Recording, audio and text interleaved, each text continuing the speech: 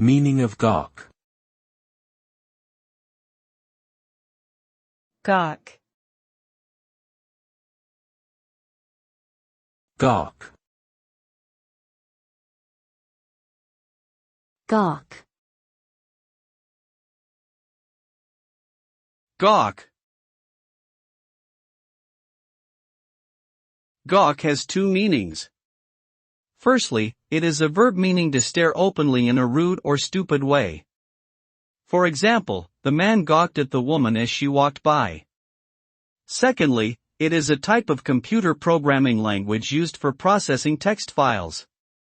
Gawk stands for GNU-awk and is an extension of the original awk language. Gawk is particularly useful for working with log files and system administration tasks. It features powerful pattern matching and data processing capabilities, and is often used in combination with shell scripts and other Unix utilities.